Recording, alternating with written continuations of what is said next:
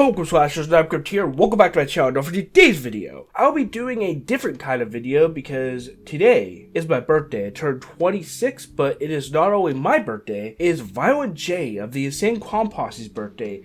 But you might be wondering, why am I talking about the Insane Clown Posse on a video? It is because I will be talking about something that they made. Chronicles of the Dark Carnival, which is actually an anthology sci-fi series that ultimately never aired. Reason for this? It is because the Insane Clown Posse themselves felt like the quality of this series was too low. There were 3 episodes made. 3 that, like I said, didn't air. But apparently a DVD edition of these 3 episodes were passed out limited quantities at the 2013 Gathering of the Juggalos amongst Juggalos and Juggalettes. So I guess copies of this DVD are kind of rare. There are people actually selling them on eBay. But the series, it's a lot like Goosebumps and Are You Afraid of the Dark, except it's based around the music of ICP and it has an ICP charm to it. I do want to kind of give my background on how I know about ICP. I discovered ICP at the age of 10 through a friend. It was off of the Great Malenko album. Basically, the Great Malenko was my introduction into their music and I've listened to them ever since. I really like their music. I know that not everyone does. ICP, to be honest, is very hit or miss. You're either going to really love their music or you're going to really hate their music. I so happen to be on the side where I actually really like their music. And a fun fact, actually, the channel mascot, I name him Cloud9, but yeah, my profile picture is ICP inspired. I was actually listening to a song when I made the original icon, the original profile picture that would ultimately become this. I was listening to, I think the name of the song is Red Moon How, but yes, ICP is a big inspiration on the identity of my channel. And something that you guys may or may not know is I actually own a ICP mask. Look how cool this is. It is a Violent J mask made by Bedlam Effects, who also made my Dreadface mask. Yeah, when I saw that he was selling it, I bought it. I was hoping he would make a Shaggy 2 Dope one as well, but he never did. Bedlam Effects, he made the Dreadface mask, he made a bunch of my Miley Manhunt masks. I do recommend buying something from him. He makes great stuff, so shout out to Bedlam Effects. I'll leave his link down description below. But that's enough of me talking about ICP and how I grew up with some of my history, blah, blah, blah, blah, blah.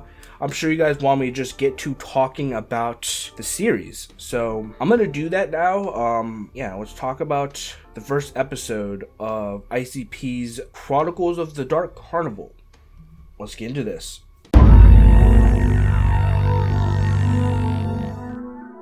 For each episode, I'll introduce and drink a different flavor of Faygo. To kick off this first episode, we will be starting off with a bang with the Faygo Fireworks flavor. I will say this is definitely one of my favorite flavors by Faygo. They're really, really good. I will be drinking it right now. Man,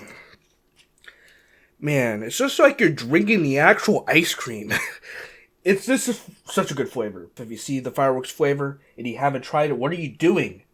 Go try it! If only we would get like an ICP inspired flavor of Faygo, that would be sick, but apparently they don't want to do it. I don't know. But let's talk about the episode. Enough wasted time about Faygo. Let's get to it. We'll be starting off with first ranking the 3D intro that every episode starts off with. Now obviously this isn't perfect CGI or anything, but this intro, along with the music, it sums up the whole entire series perfectly. This intro, in my opinion, is fucking dope.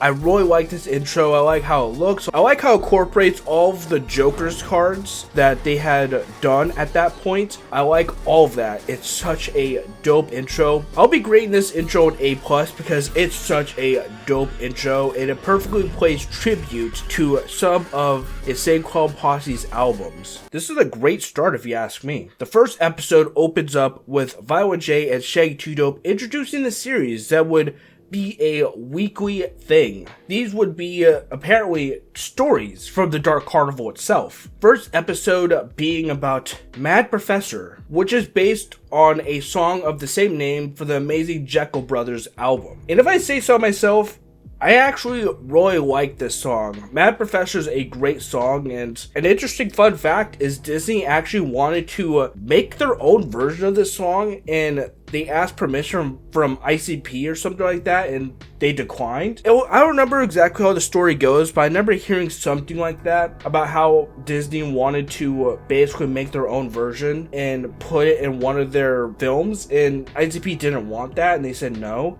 They have like a very rocky history with Disney, if I remember correctly. I don't remember all the details, but as ICP introduces this episode of Chronicles of the Dark Carnival, for some reason, Shaggy 2 Dope gets his ass fried before the story starts. I don't know, fucking weird.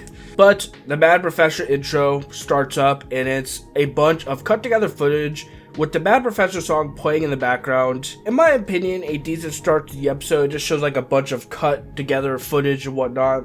Not bad. But besides that, let me just say, the editing of this episode is super fucking annoying to me. A lot of cut together footage with flashy visual effects to give a psychological vibe, all coming together while the miserable ass main protagonist narrates his life after his daughter was taken from him. It's fucking stupid. It's so bad. I don't like it at all. Like, it's just so nauseous. It's so like obnoxious and whatnot. A normal life is like a dream that is faded from the waking mind. Suffering is the only thing I have left. It doesn't even do the psychological aspects well, in my opinion. It's just terrible. Seriously, this episode just fucking sucks. Off to a bad start with the obnoxious editing and whiny narration. It's just ugh. So the Mad Professor in this segment is a infamous serial killer just trying to essentially create a Frankenstein creature versus the song, where it's about a lonely guy who wants to make himself a friend, which in my opinion, that's a lot better than this. I'd rather just listen to the song than watch this, honestly. Apparently, the Mad Professor took the main character's daughter's brain, which will play a part later. Then, the main character starts saying, "Penny for her thoughts. Penny for her thoughts. Get it? No, that's a joke." Who wrote this? Like, who wrote this? I don't know what to say. The dialogue is... It's just not good writing. So this whole story is basically this father just narrating as he drinks his life away. Kind of boring, to be honest. It gives us a look at what happened when his daughter was killed. So before I rewatched this episode, I thought his daughter was abducted. But no, she was just laid out neatly on her bed with her brain missing. Which, I mean, yeah, you fucking killed her. Like, might as well just lay her out nicely. And behind her father is the Mad Professor, which tried to capture the father, but the father cut him and got loose. You fool! You nearly ruined my work! Don't let her death be in vain! Let her sacrifice me for the greater good of science! How? How did he almost ruin your work? You already have the brain! I have no clue how this washed up father could have nearly ruined your work. It makes no sense. This guy's motivations make no sense. Like at all. He talks about how her death is for the greater good, while having terrible voice modulating effects over it. So the father passes out, and now we're back to this asshole narrating. He sets out to try to find the Mad Professor. Maybe we can skip to that part, because this guy is starting to fucking annoy me. Ring the doorbell. See who answers.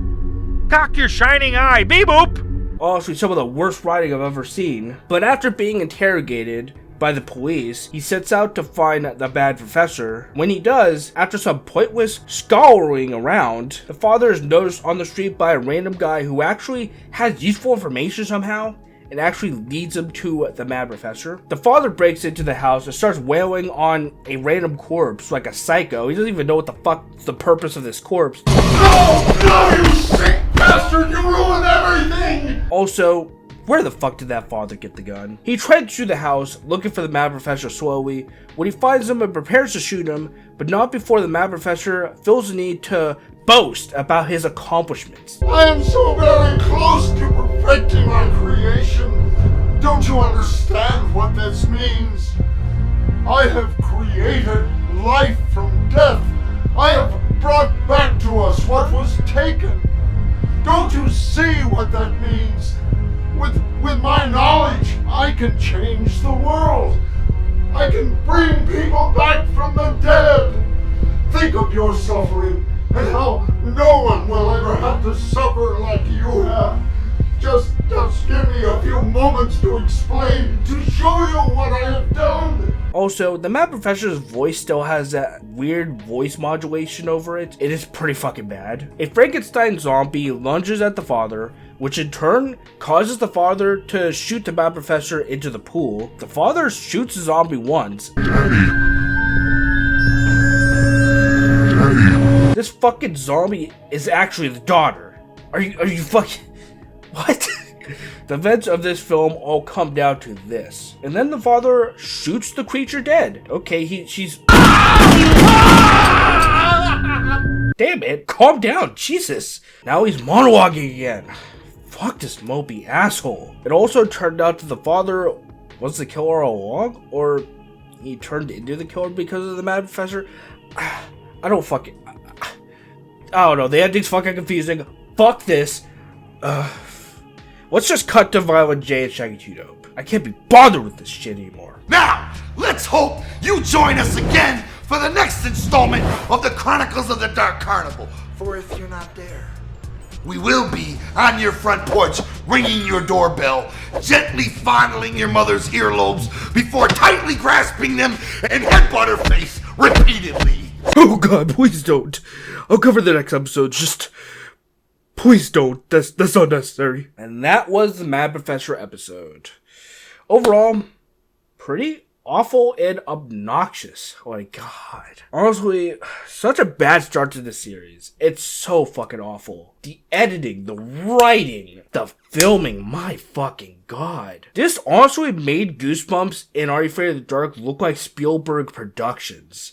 It's that bad. But what we expect from a canceled sci-fi series that never aired. For this episode, I gotta grade it an F. I'm sorry, SP. Don't take it personal. Not a great start to the series. But let's talk about the next episode, which honestly is kind of a bizarre one, but let's get to that.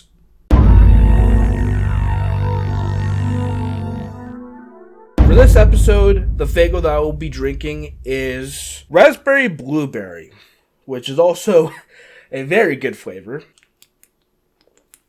Ooh, so good. Got some Faygo on my lips. Now let's talk episode 2, Joke Your Mind, which is based on a song off of the Beverly Kills album, and one song that I'm honestly surprised an episode is based on. I don't even know what they could really do with Joke Your Mind. Before Joke Your Mind starts, Shaggy 2 Dope is enjoying himself a nap, which Violent J rudely interrupts. So according to Violent J and Shaggy 2 Dope, this episode is about nightmares. This will be interesting. It starts with this guy named Eric asking a girl if he knows her from somewhere, and she somehow knows him, and she starts to get like a little sexual, like fuck, very sexual. And right now I feel very appreciated. Do you like what you see, Eric? Yeah, I mean, no. I mean, yes, you're incredibly beautiful. This guy is looking to take this girl to Pound Town. Bet you'd like to kiss me, wouldn't you? Yeah, I'd like that a lot. I hoped you'd say that. Hurry, Eric, I don't have much time. You're playing games, Eric, and I don't like games. That car, it's coming for me. Don't be silly. Isn't that your car? But then her bipolar kicks in and begins asking for help when his car, I guess this is his car, I don't know, but it begins driving to him to run him down. And from there, he wakes up.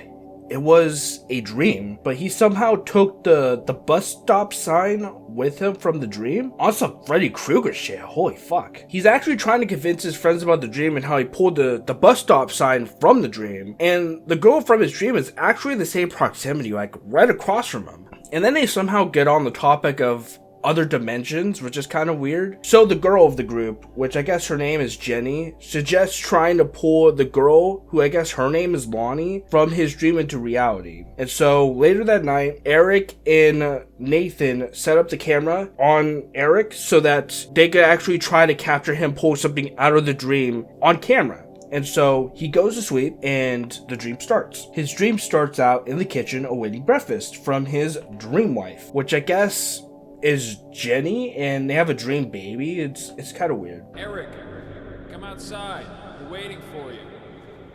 And he hears his friends from outside in his head which is also kind of weird. He heads over to let them in, but looks at a mirror instead, which is a portal to outside in the woods. And that girl, Lonnie, is back along with his friend, Nathan. But Nathan's kind of acting a little weird. He's just kind of sitting there. She offers to kiss him due to a dare, which he takes her up on the offer with. Nathan somehow knows what Eric must do in the dream realm, telling him not to get distracted and that he has something he must do. Acting all cryptic, I don't know what the point of this is. And then the girl runs off and Eric must catch her? This is fucking weird. The friend stays behind while Eric chases her, which is kind of fucking bizarre. But then she disappears while the car from the other dream passes by. But then she appears behind Eric. Man, dreams, am I right? So then he kisses her. I guess he had some kind of crush on her, and this is a part of why he dreams about her. I have no idea. Eric takes their picture and they hear a crash. Eric claims the ones in the crash aren't okay, but then the girl acts all standoffish, asking how he could know that. She walks away and he wakes from the dream, but then his friend walks into the room right after he wakes up. Damn, that was very impeccable timing. Eric is describing his dream and shows that he has the picture from his dream that was taken. The picture is apparently of his friend driving the car. From there, they were able to play back a memory from the photos they've taken, which trips them out, which I understand I would be tripped out too. The final photo shows the car crash that kicked off the first dream, and it was Nathan behind the wheel. He lost control. So if you can't already guess, this is a dream within a dream, as Nathan died in that first dream, and so when Eric wakes up from this dream, it'll be reality. Honestly, for a cheap, low-budget, never-aired TV series, this episode honestly isn't bad. It kind of threw me for a loop. And apparently from here, Nathan is the ghost of Eric's friend that died in a car crash long ago. What? Eric apparently feels responsible for Nathan's death, which would kind of make sense and would explain why he's having these weird nightmares. What are you saying? I don't want to die. Hey, take me with you, Eric. Please, take me with you. So then, the dream begins to fade out as Nathan begs for Eric to take him with him. But Eric just wakes up next to Jenny. Yeah, I guess they're actually, in reality, those two are together. And they must go way back with Nathan, and that's why she's also in the dream as their friend. They must have started out as friends, but I digress. This is a fucking weird episode, like ICP says when the episode fully concludes. Because it all turned out to be a dream within a dream within a wet nightmare. That could not be said any more truer. It's fucking weird. So yeah, that was Joke Your Mind. Honestly, not great, but not bad either. They actually had an interesting plot that threw me for a loop and surprised me overall. This episode really does joke your mind. I'll be grading this episode a D+, just shy of a C. A major improvement off of that annoying Mad Professor episode. Fuck that episode. I hated it. But now it is time for the third and final episode, which is actually the first episode I saw of this series when I was about 14 or 15, but I'm pretty sure I was 14. But this episode is the reason that I knew about the existence of this series. So let's get to it.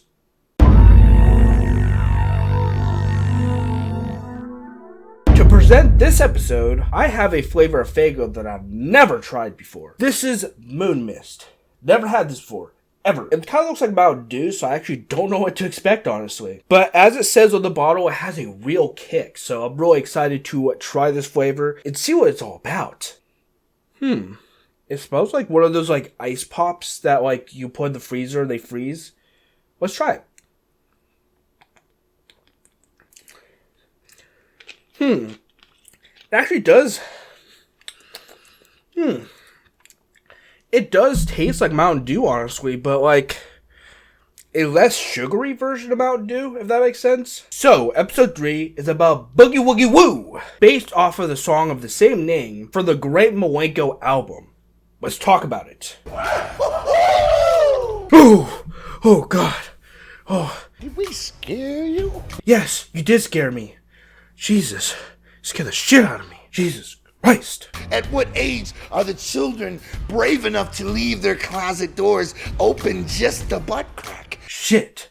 I not only keep my closet door shut at all times, but now my butt crack even. I don't need the boogeyman slide his way in there. Fuck that. So this episode is basically just about the boogeyman, except it's Boogie Woogie Woo. I don't know, it's weird. And you'll see that this creature is extra strange. In the song Boogie Woogie Woo is described as like a serial killer, or like I said, a boogeyman. How does this episode portray Boogie Woogie Woo? Well, let's get to that. This is kind of the black sheep of the 3 episodes. They don't play the song that the short film is based off of in the beginning credits, where the other 2 episodes do. How strange. I wonder why they did it that way. This plays some generic rock music at the beginning over some footage of neighborhood kids playing street hockey. The episode starts with a new kid moving into one of the houses a kid named Teddy used to live at. There's some mention of something wrong with Teddy's room, as mentioned by the neighborhood kids. They mention how the kid Paul is in trouble and is oblivious. In a room that I would guess would end up becoming Paul's room, Paul sets some stuff down, and right across from a door that looks ominous and out of place, like there's something wrong with it. The neighborhood kid Nina approaches Paul to try and help Paul unpack, but they talk and they unpack, and that leads to Paul going to open the closet, that door that I said looked ominous, which causes Nina to freak out. When Paul actually opens the door, there's nothing in there, just an ordinary closet. Nina tries to convince Paul of the dangers of the house and how he knew the people who lived there before him, and that Teddy, who used to live in the house and stay in Paul's now new room, went missing. But Paul comes off as overly hostile, like mad for no reason. Like he gets super aggressive at this part. What? What then? Closet got him, Paul. Your closet got him. The closet got him. Out of context, this comment sounds super fucking goofy. And what I find very strange about this episode is they just call Boogie Woogie Woo the boogeyman in this episode. They don't refer to him as Boogie Woogie Woo, but I guess that kind of makes sense. Paul heads back inside and double checks the closet to see there's nothing there once again. Also can't help but notice that Paul is wearing a Hatchet Man t-shirt. Gotta admire the self-promo. Later that night, Paul is with his mom, but his mom sounds like she just inhaled a bunch of laughing gas or something. She sounds fucking tired. I bought this house.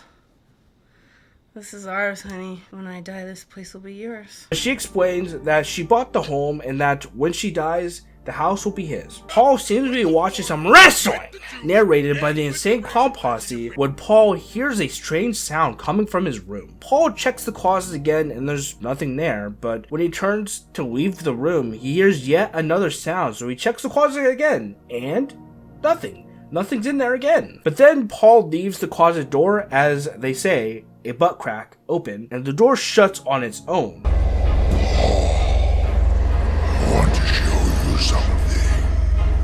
I forgot this thing fucking talks.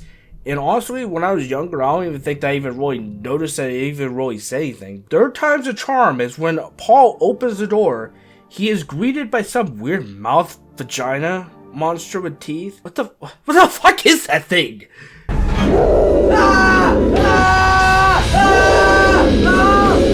Paul goes crying to his Bobby. But she's strangely out of it, like she's out cold. One circle transition later, Paul is trying to open the closet door with 2 wooden sticks, only to see nothing there except for the closet carving something on the wall. Save Teddy. Paul approaches the neighborhood kids to talk about what he saw in the closet and to come up with a way to save this Teddy. I had a cat named Teddy once, by the way. I just want to mention that. Moving on. They plan to meet up at Paul's house at 2 a.m. You ready to boogie woogie woo? And there it is. Boogie Woogie Woo. 2 a.m. hits and the neighborhood kids come knocking, equipped with gear with military music playing over this scene for some reason.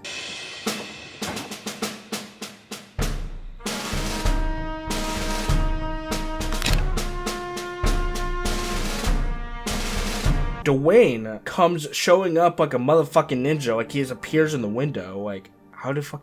What? They gave a rundown on everything they know about the boogeyman or Boogie Woogie Woo. Nina, take it away. Okay, these are the things we know for sure about the boogeyman in the closet. Number 1, adults cannot see the boogeyman or his magic. Wait, what about Rusty? He's an adult, right? Rusty's only 12. Shut up, Dwayne. Most adults can't see the boogeyman, but somehow Rusty still can. Rusty can still somehow see the boogeyman. That probably has to do with his mentality. Like, if he's like childish, then that would make sense, I guess, that he can still see the boogeyman. We also know that if you enter the closet, That's it. You're gone. That's what we think happened to Teddy. We think somehow he was tricked into entering into the closet. We also know that onions terrify the boogeyman.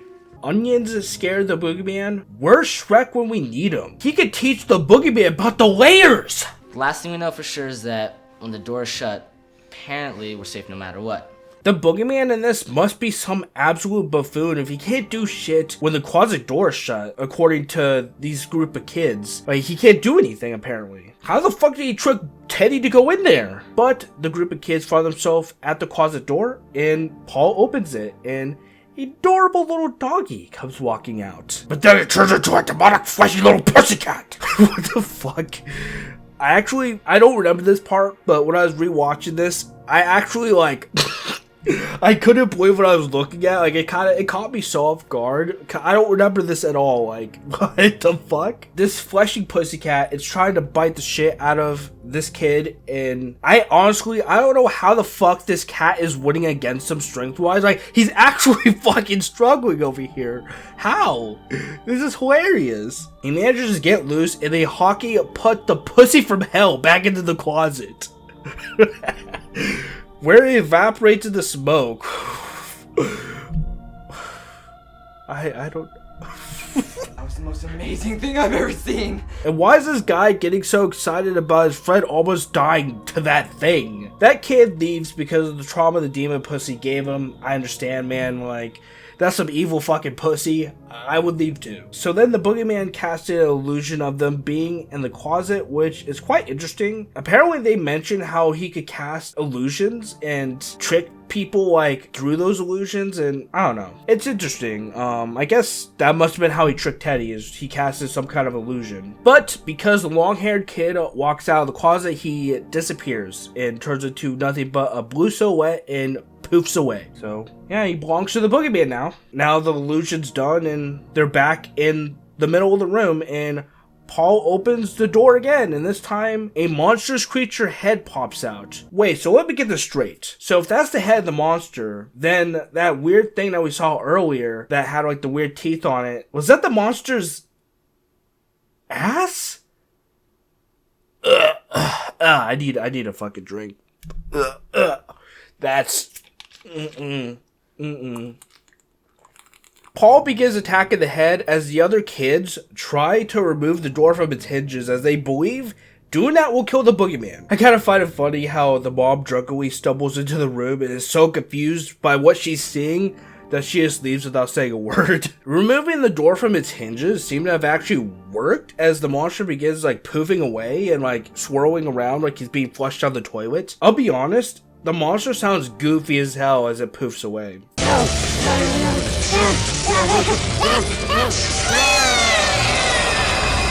The wall writes, "Thanks guys," before the episode just ends. We cut back to ICP, where they name off all the stuff Shaggy 2 Dope's mom has been in. No, I don't know if our viewing audience members noticed or not, but Shaggy's mother had a small role in that last piece of footage. She appeared in the closet. Yeah, and back in 32 as well, she played such roles as the cricket from the Grey Lagoon. Also, the Toxic Revenger. And her most famous role, the attack of the 50-foot alien woman face. Wow, I didn't realize she was such a star. Don't get your panties in a bunch. For the Insane Clown Posse and the Chronicles will be back with another piece of footage to bleed your eyeballs together. Woo! Stay down with the clown! Which, next week, never came, because this was the last episode they did before ultimately scrapping the whole entire series. So that was Boogie Woogie Woo. And despite it not being at all close to the source material, I honestly didn't mind this episode, especially watching it again after all these years. It wasn't bad. And in fact, I believe it's the best of the 3 episodes. Surprising, right? It has the most horror tone, and I strongly appreciate the special effects, even if it does look goofy, and by the standards of Goosebumps or Afraid of the Dark, it's not the best. I still appreciate it. I will be grading this episode a C. Not bad, not amazing, but a whole lot of Boogie. Honestly, I had a major blast doing this video, and if you guys want to see more ICP-centered content, or just more content like this in general, let me know. Despite how not great this series really was, There's actually so much potential for a series like this centered around ICP's music. There's so many great songs that they could adapt into like an anthology like this. It's crazy the amount of potential they really have. It's just too bad they didn't really get a chance to fully flesh this series out and actually like go places with it.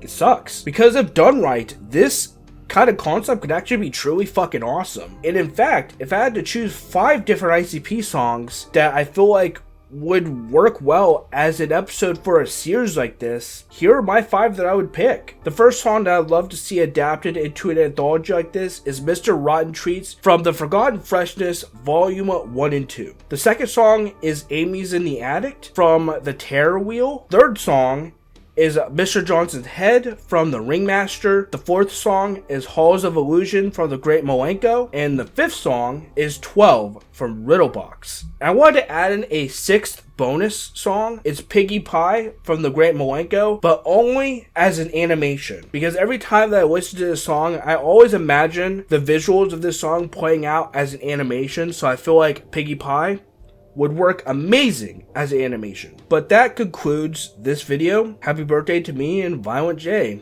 I thought this would just be a very fun video to do real quick to celebrate my birthday and to just like have a bit of fun talking about a group that honestly I feel like kind of like shaped me into who I am, because I really love Insane Clown Posse's music and I've loved them for years, and I just thought it'd be fun to kind of give you that side of me overall. So I just want to just do this fun little video real quick and talk about this strange Goosebumps ripoff that they did back in the day. But that'll be all for today's video. I hope you guys enjoyed today's video. If you guys did, be sure to leave a like, subscribe for more content, and definitely subscribe to become a slasher. All social links and my merch description below. Thank you guys so much for watching my video about Chronicles of the Dark Carnival. I had a lot of fun doing this video. This is definitely way different from my channel.